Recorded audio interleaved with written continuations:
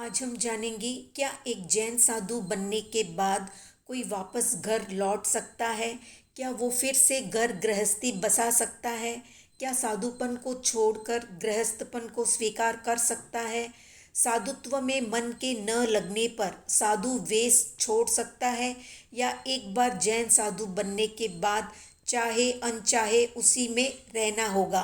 क्या है आखिर सत्य। तो जैन साधु बनने से पहले व्यक्ति की कड़ी परीक्षा ली जाती है। उसे मुमुक्षु के रूप में 4-5 साल के लिए शिक्षण प्रशिक्षण दिया जाता है, जिसे साधु बनने की पूर्व तैयारी कह सकते हैं। इनमें सफल होने के बाद ही किसी को दीक्षा के लिए आज्ञा दी जाती है।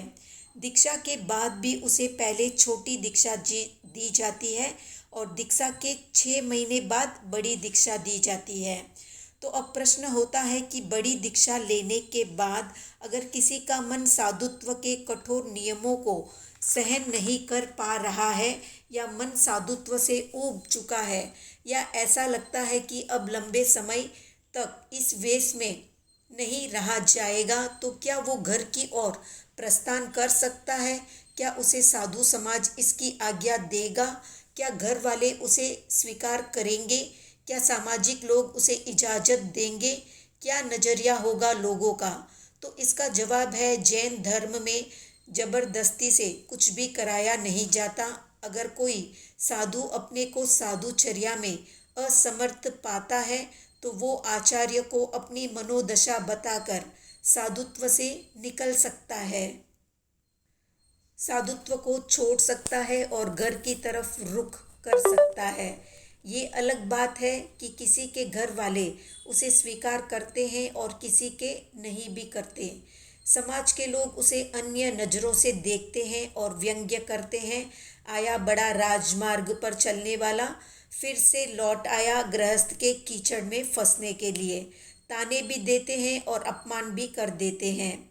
तो साधुत्व छोड़ने वाले व्यक्ति के जीवन में कुछ समस्याएं आ जाती है, जैसे आजीविका, भरण पोषण, पैसे इत्यादि की, जिससे कि वो एक सामान्य जीवन जी सके। साधुत्व छोड़ना आसान है, पर उसके बाद का जीवन थोड़ा कठिनाई भरा होता है। इसलिए आजकल एक छोटी दीक्षा की व्यवस्था भी देखने को मिलती है, जिसे समन दीक्षा कहते हैं।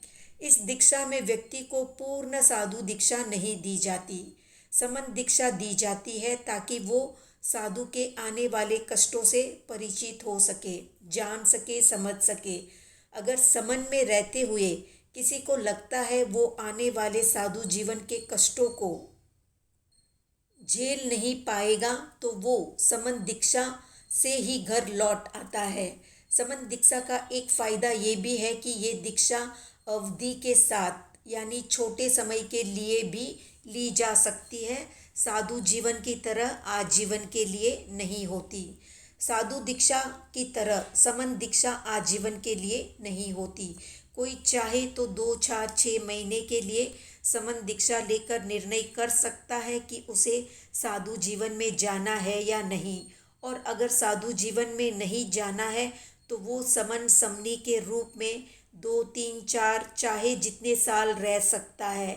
तो साधु जीवन से लौटना एक चुनौती भरा काम है, इसलिए जाने से पहले खुद की अच्छे से परख कर ले, क्योंकि ये रास्ता तलवार की धार पर चलने जैसा है।